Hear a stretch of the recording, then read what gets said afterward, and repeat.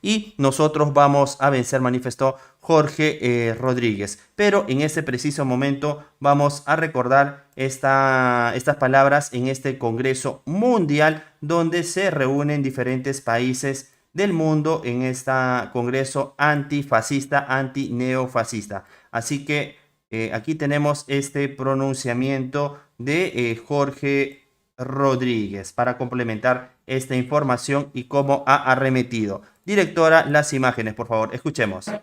Me sorprendió con un título de ponencia o conferencia sobre el tema de la guerra psicológica. Debe ser que soy psiquiatra y que Venezuela ha estado en una guerra de cuarta generación permanente contra el imperio norteamericano. Pero ese no es el título de la ponencia que yo traía aquí. La ponencia que yo quería compartir con ustedes se denomina Fascismo y Espiral del Silencio. ¿Por qué? Primero, creo que debemos, antes de meternos en algunos vericuetos psicológicos o psicologistas o de interpretación desde el área de la salud mental de los elementos del neofascismo, el ciberfascismo y el uso de las redes sociales para la promoción del odio, tenemos que partir de algunas verdades de perogrullo. La primera, el fascismo no es otra cosa que la expresión política de una crisis del capitalismo. Tiene una causa eminentemente económica. Cuando las élites se ven en riesgo frente a la emergencia de movimientos sociales que combaten las situaciones de desigualdad o las crisis económicas, emerge el fascismo como última carta que utilizan las élites y las oligarquías de los países. Ese es el elemento, digamos, que no nos debe llamar a engaño. Segundo, como lo dijo Arthur Miller, después de la Segunda Guerra Mundial, todos los gobiernos de ultraderecha, de derecha y de tinte neofascista han contado con el aval, con el apoyo y con el entusiasmo de los gobiernos estadounidenses. No hay un solo gobierno de derecha en nuestro continente que no haya sido avalado, empujado, impulsado por los gobiernos de los Estados Unidos. De allí ese chiste macabro de por qué en los Estados Unidos no hay golpe de Estado, porque en los Estados Unidos no hay embajada de los Estados Unidos. Aunque pareciera que el panorama político en los Estados Unidos asomaría la posibilidad de que ahí instalen una embajada de los Estados Unidos por la inmensa crisis que también está ocurriendo allí entre el odio que las redes sociales alimentan. Sería fácil identificar el fascismo en nuestros días si el fascismo tuviera los tintes comunicacionales que tenía en la década del 30 y en la década del 40. Miren lo que dijo este prócer, amado por la derecha española, Vox, PP, PNV, como se llamen. Este prócer dijo esto: salvaré a España del marxismo, cueste lo que cueste. No me importaría matar a media España si tal fuera el precio a pagar para pacificarla. Francisco Franco. No entiendo cómo le dieron el premio Nobel, si se lo dieron a Winston Churchill, si se lo dieron a Barack Obama. No entiendo cómo le dieron el premio Nobel de la Paz. Pero lo que sí le dieron fue bases norteamericanas en el territorio español y a partir de allí le perdonaron sus deslices fascistas y nazistas en la Segunda Guerra Mundial. Así era fácil identificar el fascismo, porque no solo fue producto de una situación específica, económica y social en la Europa de la posguerra, de la Primera Guerra Mundial, sino que proviene también de intrincados mecanismos psicológicos y sobre todo de psicología de masas. No sé si conocen esto. Este es el primer artículo en el cual Sigmund Freud empieza a trabajar un elemento que sencillamente lo sorprendió. En sus primeros escritos de inicios del siglo XX, 1904, 1907, Freud empieza a trabajar la definición de lo que después todos conocemos como el aparato psíquico, ese interjuego de fuerzas psicológicas que en última instancia determinan la personalidad. Y Freud señalaba que el ser humano se regía por un principio fundamental, que era el principio del placer. Y cuando hablaba del principio del placer, no solamente se refería al elemento erótico, al autoerótico, sino a la búsqueda de satisfacción de las necesidades, cuales ellas fueran. Comer si tienes hambre, reírte si tu madre se acerca y te acaricia, dirigirte hacia aquellas zonas que no te produzcan disconfort. Y Freud se mantuvo todas las 2 primeras décadas del siglo XX defendiendo que todos los seres humanos nos regíamos específicamente por el principio del placer. Solamente debió ocurrir el horror de la Primera Guerra Mundial y sobre todo la emergencia de una nueva forma o de una forma novedosa de atención de la política en los movimientos fascistas en Alemania, en Austria, en el este de Europa y luego en Italia y en España, para que Freud dijera: no solamente puede haber, o no solamente debe existir en el ser humano el principio del placer. Tiene que haber otro principio igual de poderoso que está en constante contraposición con el principio del placer y lo llamó principio de destrucción o principio de muerte. Y esta es la foto original del artículo de Freud de 1921. Y de 1921 a 1925, Freud estuvo señalando que el ser humano también tiene un principio de autodestrucción, de destrucción, y de allí se explican las guerras, los homicidios, las agresiones. Atentos a esto, porque del principio de destrucción que todas las personas tenemos, Freud señala que si se libera desde el punto de vista social ese principio, aparecen movimientos que están reñidos con la propia preservación de la especie humana. ¿Cuántos millones de muertos costó el nazismo? ¿Cuántos millones de muertos ha costado las invasiones de los ejércitos estadounidenses en todo el planeta? ¿Cuánto costó la llamada Guerra Civil Española, que no fue otra cosa que una guerra fratricida determinada por el fascismo de la época? Y ojo y atentos al principio de destrucción, porque siendo un mecanismo mental muy poderoso, es a lo que recurren en los actuales momentos los dueños del mundo, que son los propietarios de las redes sociales, que son 3, Mark Zuckerberg, Jeff Bezos y Elon Musk, y a los 3 los estamos combatiendo y a los 3 los vamos a derrotar aquí en la patria de Bolívar y de Chávez.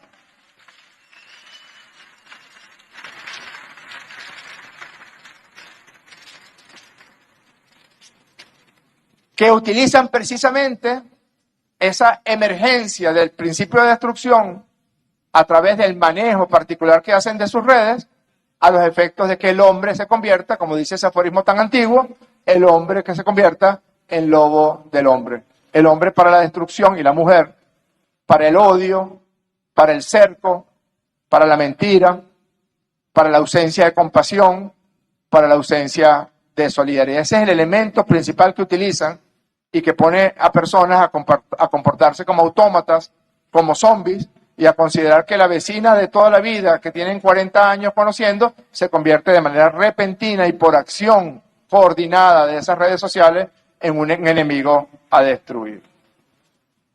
Claro que el fascismo tiene unos elementos psicológicos importantes. Como sé que ustedes acaban de almorzar, no voy a cometer el desliz de meterme en Honduras acerca de esos elementos psicológicos que engloban la ideología fascista.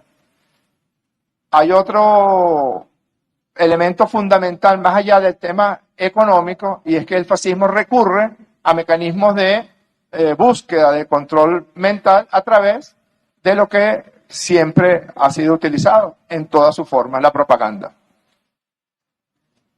El primero de los elementos de la psicología es que todos los seres humanos tenemos en nuestro interior pulsiones. ¿Pulsiones que son? Instintos. Instintos que están muy alejados de esta parte del cerebro que yo tengo tan amplia, no por inteligente, sino por calvo, que se llama el neocórtex. Detrás de esta parte de la cabeza, que Oscar Laborde también comparte conmigo el peinado, se encuentra la nueva corteza cerebral, el neocórtex, donde están allí las emociones, el amor, el raciocinio, pero además de eso, también tenemos pulsiones que son profundamente irracionales y ellas son canalizadas por la ideología fascista. El otro elemento es el miedo, la represión. Siempre hay alguien que te está quitando lo tuyo, aunque no lo tengas. Y esa es una característica fundamental de las llamadas clases medias, que son aspiracionales y que siempre son convocadas por el poder a defender lo que aún no tienen, pero a lo que aspiran. En el caso de la Alemania nazi fueron los judíos, fueron los comunistas. En el caso de España fueron los comunistas. En el caso de los gobiernos de los Estados Unidos de América también los comunistas, los musulmanes, los latinoamericanos, todo lo que sea diferente al supremacismo blanco. Luego se establece el mecanismo de alienación, de jerarquización. Se identifica un enemigo y todos juntos, a través de una corriente completamente jerarquizada, vamos a la destrucción de ese enemigo, sea real o sea imaginario. El otro elemento fundamental de aparición del fascismo es siempre hay una amenaza. En los inicios de la Revolución Bolivariana, estos sectores que rápidamente emergieron como fascistas en la Venezuela de Chávez, en la Venezuela revolucionaria, que no vino a otra cosa sino a corregir la inmensa desigualdad económica y social de la Venezuela petrolera de finales del siglo XX, pero lo que más decían era, imagínense este nivel de barbaridad: Chávez te va a quitar tu casa, Chávez te va a quitar tu carro. Yo llegué a conocer gente que decía, es que me va a quitar el carro, pero si usted no tiene carro, ¿qué carro te va a quitar? Después dijeron, Chávez te va a quitar, ¿cuántos hijos tienes tú? 2, te va a quitar 1. La amenaza de que algo está, de que esto que viene a subvertir tu tranquilidad. Y eso ha sido una constante, no se crean ustedes, que claro, estamos en un nivel superior de agresión en contra de la revolución bolivariana, porque ahora se está involucrando un verdadero peligro para la humanidad, y así lo digo con todas sus letras. Las redes sociales son un peligro real para la existencia del hombre y la mujer en su condición de libres. Lo que está en ciernes es una verdadera amenaza de esclavitud en términos tan distópicos como las que fueron establecidas por Bradbury en su maravillosa novela Fahrenheit 451.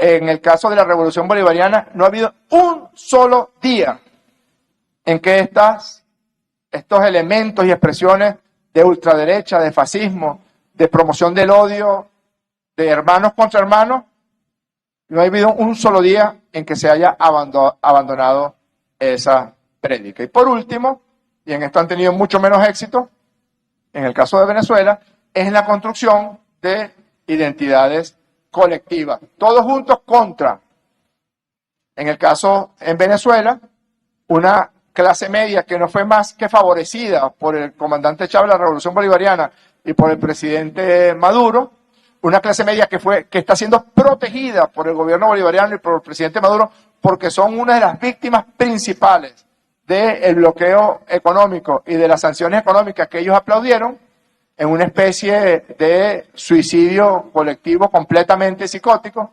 Aplaudieron las cosas que tanto daño le hacían, y eso no puede explicarse sino por vía del principio de autodestrucción que ya describió Freud en 1922. Esta foto es muy famosa, pero yo quiero mostrársela, porque expresa la resistencia. Creo que esto fue en Hamburgo, en Alemania. Estaba Hitler inaugurando un puerto, un astillero de barcos allá en Hamburgo, y todos hacían el saludo nazi, menos un hombre. Y siempre que aparezca al menos uno que exprese su voz y levante su voz contra el fascismo, la humanidad tiene una oportunidad. Y por eso me siento tan complacido de que se haya reunido un cónclave tan importante para discutir contra el fascismo. Ahora, ¿cuál es el peligro con el que contamos? ¿Cuál es el peligro que enfrentamos en un momento como este que estamos viviendo? El peligro que enfrentamos es que Esos tres dueños de las redes sociales que se intentan erigir en dueños del planeta, de la economía del planeta, y perdónenme la inmodestia, pero hay que decirlo así, Venezuela es hoy por hoy el epicentro de la lucha contra el fascismo mundial. Nosotros no lo escogimos, nosotros no lo buscamos. Ellos fueron los que vinieron, lo ha dicho Elon Musk varias veces. Lo dijo Donald Trump hasta el cansancio. Nos impusieron en unidad de tiempo la mayor cantidad de acciones lesivas en contra de nuestra economía. Lograron que los ingresos de Venezuela en el año 2019, el año 2020, los ingresos de Venezuela por concepto de renta petrolera disminuyeran en 99%. Imagínense ustedes por un momento lo que significó para un país que tuvo que mantenerse y así mantener la educación gratuita, la salud gratuita, la alimentación casi gratuita, los servicios públicos casi gratuitos, con el 1% de los ingresos que había tenido la década anterior. Y aún así, este pueblo glorioso, maravilloso, lo logró. Este pueblo, junto a su revolución, junto a su presidente, luchó y venció, y está venciendo estas acciones brutales en contra de nuestra tranquilidad. El proceso de la espiral del silencio, porque esta gente, como les decía, ahora van y creen que lo van a lograr por el control de nuestras mentes, así de simple. Ya no es nada más la propaganda, no es nada más un elemento que venga de afuera e intente convencerte de algo, no es nada más la búsqueda de una amenaza común, como es tan afín a los movimientos fascistas del planeta entero, no. Ahora es controlar la mente de cada individuo para que ese individuo pase a hacer lo que a ellos les dé la gana. Dejen de defender principios tan fundamentales como el principio de patria, el principio de soberanía, el amor a nuestra música, a nuestro cielo, a nuestro suelo, como decía el gran poeta Nassim Himel. El control de las mentes. Hace poco leí una noticia donde este señor Elon Musk se vanagloriaba de que en el año 2050 1 millón de seres humanos iban a tener su chip metido dentro de su cerebro. Ese es el objetivo. El objetivo es convertir al planeta en un gran campo de concentración y los carceleros van a ser robots o bots. Imaginemos por un momento el día que nosotros aceptemos como miembros de la especie humana que un pequeño conglomerado va a controlar las mentes de todas y de todos. Y digo ahora una verdad de perogrullo. Mucha gente señaló cuando empezó a aparecer Internet y las redes sociales, sobre todo las redes sociales, señaló que íbamos a estar más comunicados, que íbamos a ser más libres, que el futuro de la humanidad era esplendoroso con la emergencia de las redes sociales. Bastaba con preguntarse quién fue el que inventó el Internet. ¿Fue o no fue acaso un invento militar del aparato militar industrial de los Estados Unidos de América? Primera pregunta. Y segunda pregunta, ¿quiénes son los dueños de las redes sociales? ¿Son capaces de un atisbo de bondad? Si son unos capitalistas salvajes, bárbaros, homicidas, asesinos. La defensa descansa, como dicen en las películas de abogados. Es evidente que las redes sociales, o en todo caso los dueños de las redes sociales, están puestos con el único objetivo de sojuzgar la libertad del ser humano en este planeta. A través de mecanismos complejos, pero eficientes. El ser humano, esta es otra verdad de perogrullo, lo dicen todos los sociólogos, lo dicen todos los antropólogos, lo dicen los psicólogos.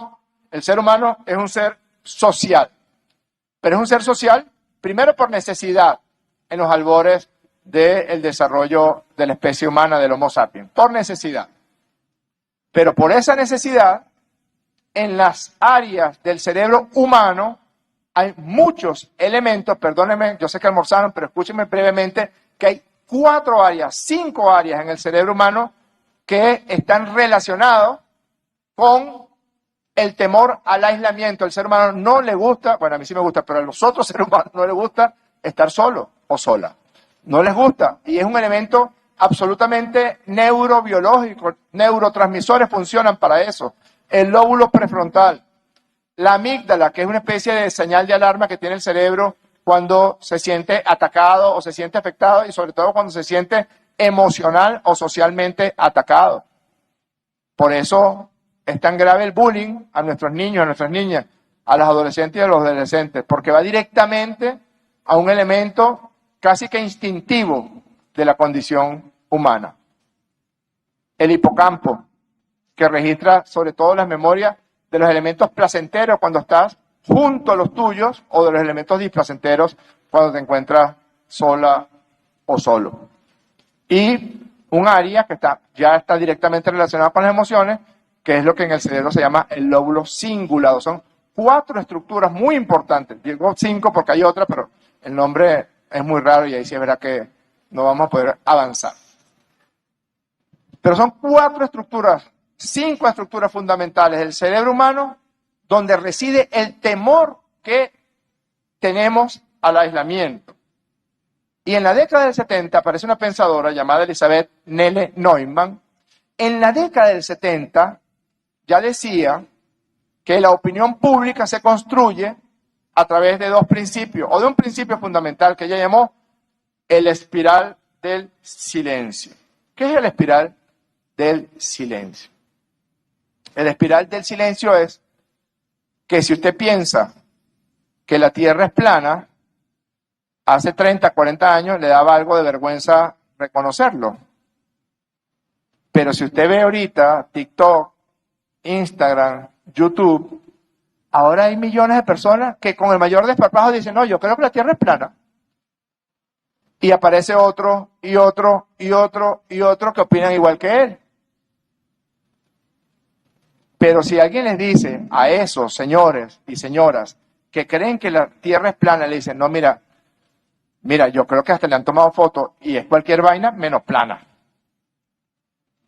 De inmediato, esa comunidad se lanza como una jauría de fieras en contra del que opina que la Tierra es redonda o geoide o como la quieras llamar.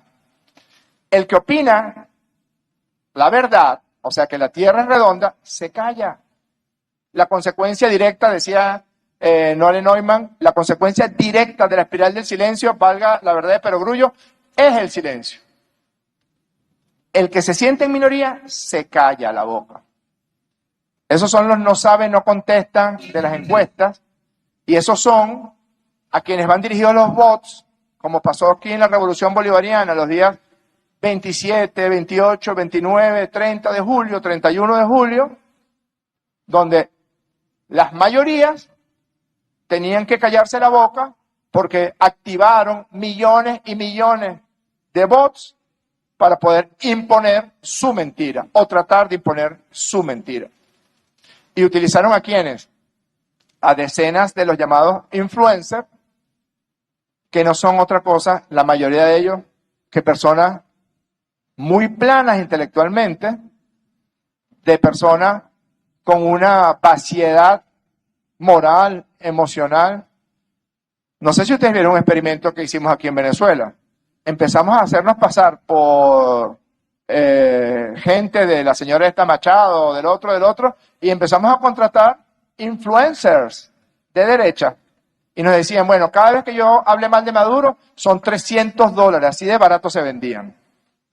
Y mostramos los videos de ellos diciendo eso. Mostramos los videos donde, digamos, de la contratación. ¿Y los mostramos cuándo? Después que ellos publicaron todas sus sandeces, todas sus mentiras en contra de la revolución bolivariana. Todo es una gran mentira y todo es un gran negocio basado en la espiral del silencio.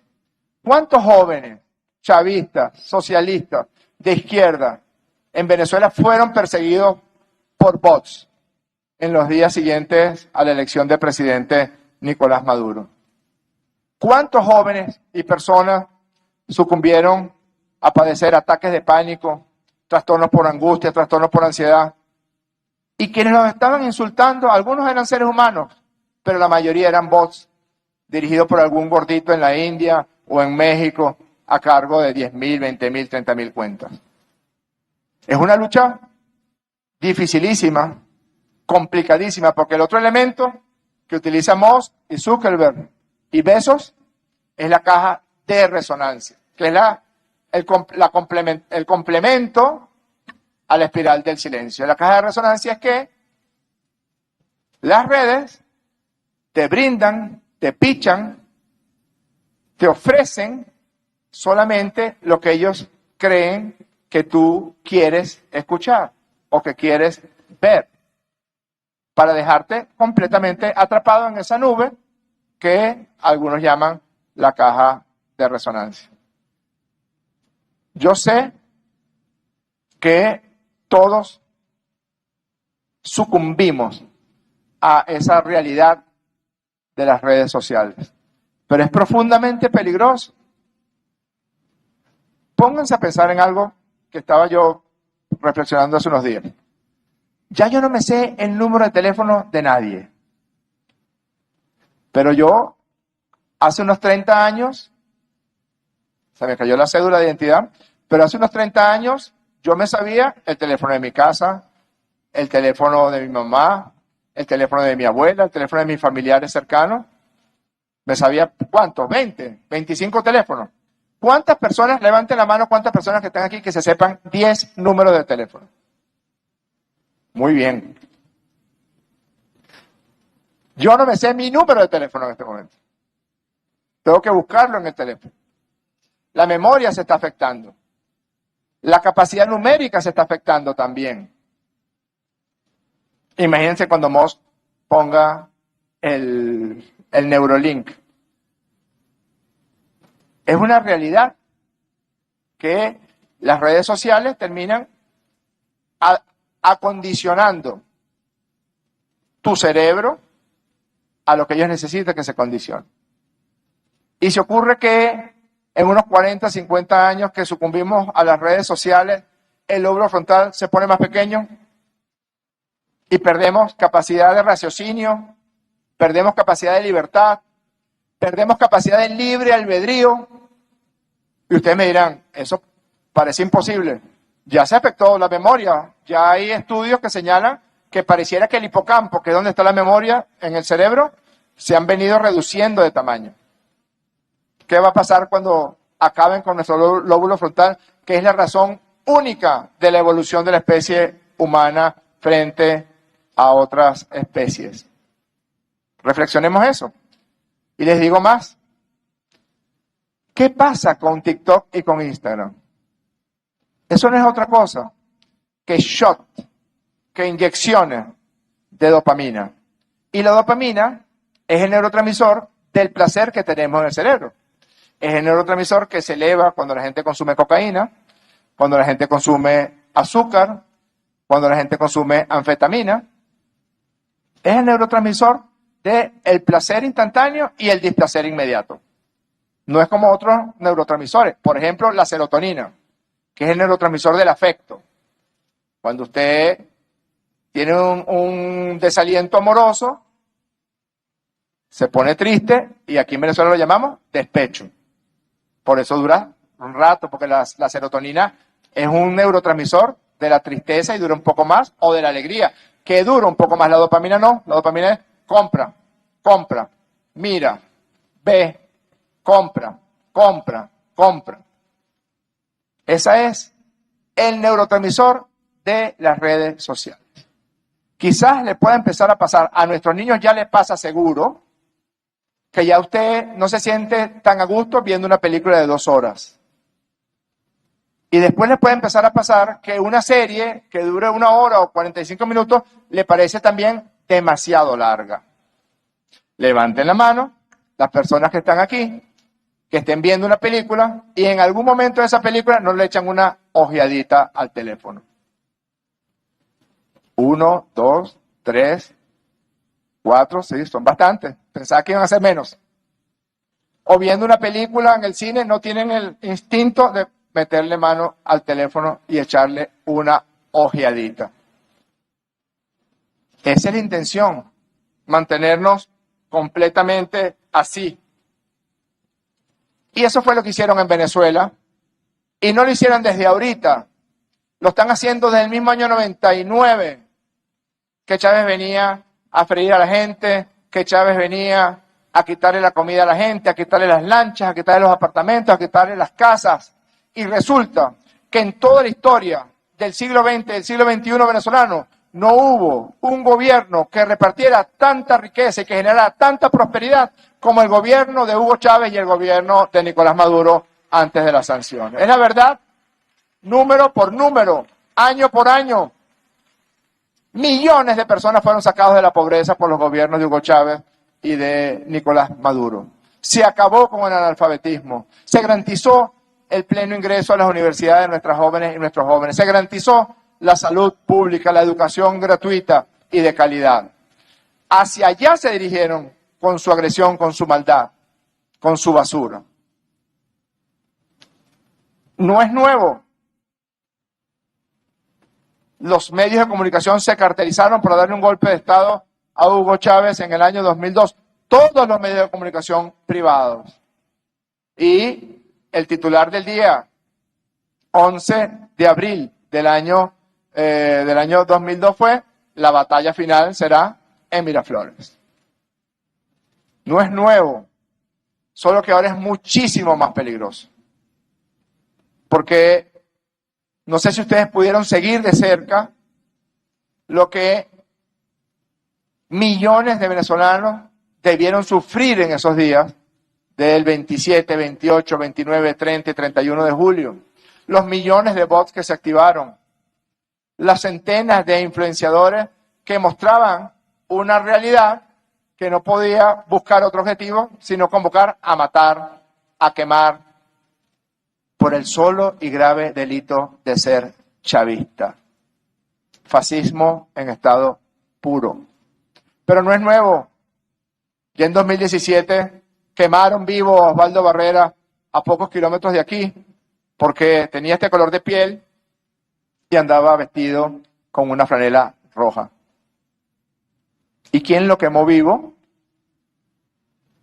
Un joven fascista descendiente de españoles que fueron premiados por un dictador venezolano llamado Marcos Pérez Jiménez en un convenio con Francisco Franco, y aquellos soldados, no es como la migración española e italiana que fue a Argentina o que fue a México. Aquí Franco premió a algunos de sus soldados más destacados y los mandó para Venezuela. Un descendiente de uno de ellos quemó vivo a Osvaldo.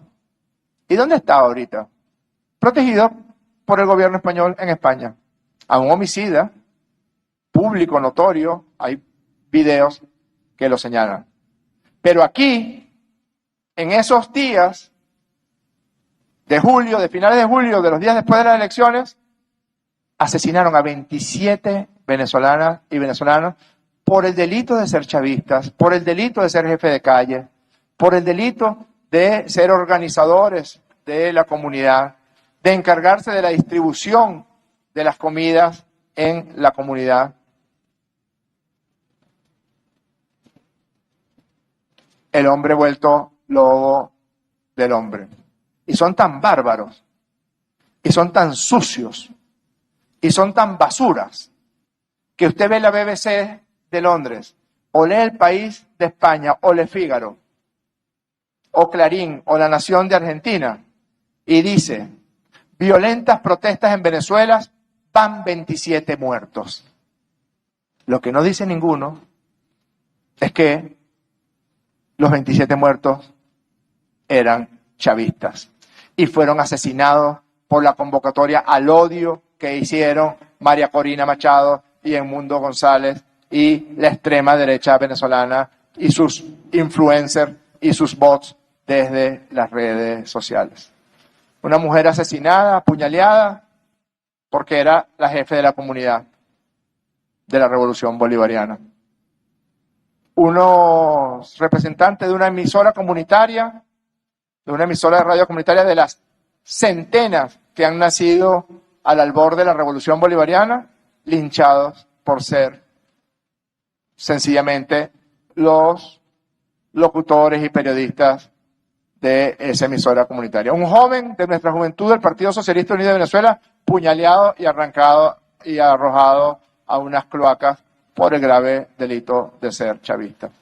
Y son tan basura y son tan bárbaros que utilizan a esas personas fallecidas, producto del odio que ellos sembraron, para decir que la situación en Venezuela es insostenible.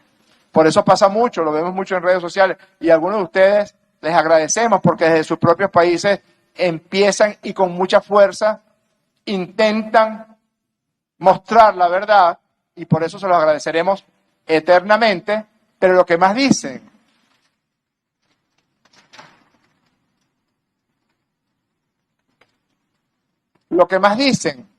es, ¿cómo que Venezuela está mal?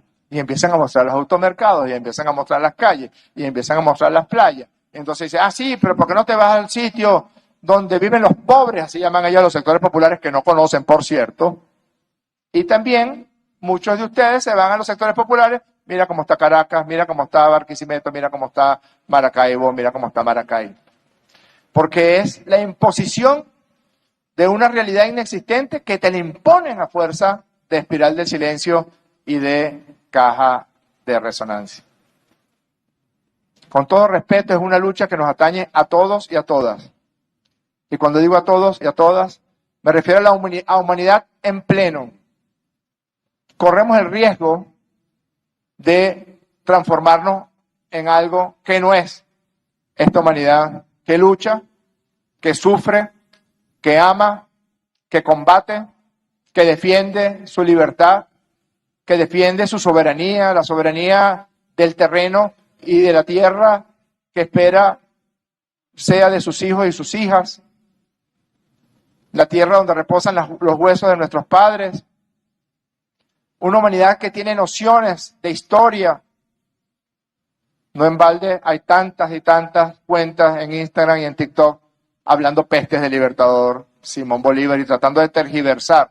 ¿Y dónde está la gran mayoría de esos influencers y grandes eruditos de la historia que hablan mal del libertador Simón Bolívar? En España no nos perdonan que hace más de 200 años los desalojamos de todo el territorio americano. De todo el territorio americano.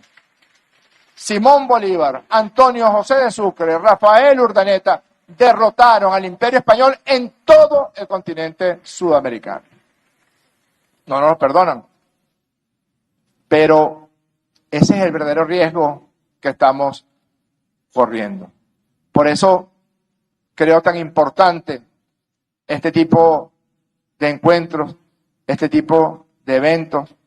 Y aun cuando suene poco humilde, tengo que decírselo. Aquí no van a poder. Con nosotros no van a poder. Al fascismo en Venezuela los vamos a derrotar y los estamos derrotando en toda la línea. No van a poder con nuestra libertad. No van a poder con nuestra soberanía. No van a poder con nuestra revolución.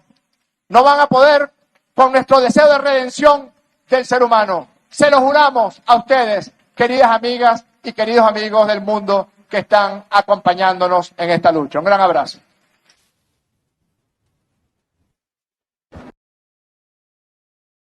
Muy bien, entonces hemos escuchado a Jorge Rodríguez en este discurso en el Congreso contra el fascismo. Hemos escuchado toda su presentación y cómo arremetió contra el fascismo, y también está muy molesto con todas las personas que hablan mal de Simón Bolívar.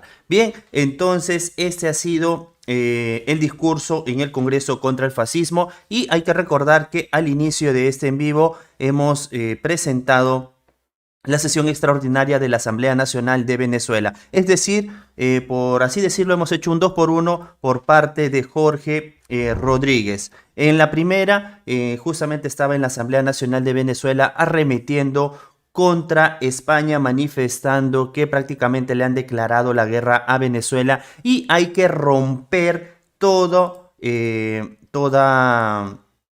relación diplomática, comercial, consular y demás. Además, también ha manifestado que aclaró que es inconcebible que el Congreso español haya reconocido a Edmundo como presidente electo de Venezuela. Sí, ha estado encendido, muy molesto Jorge Rodríguez el día de hoy, 11 de septiembre de 2024, porque hay que recordar que el Congreso español, el Senado español, el Parlamento español con 177 votos aprobado el proyecto no ley donde facultan que Edmundo González Urrutia es el presidente electo de Venezuela e instan a el presidente de España que él dirija, que lleve a cabo una campaña para que reconozcan no solo en España, sino en toda Europa y, si es posible, alrededor del mundo. Y otro punto importante que manifestó Jorge Rodríguez, quien hoy ha estado, por así mencionarlo,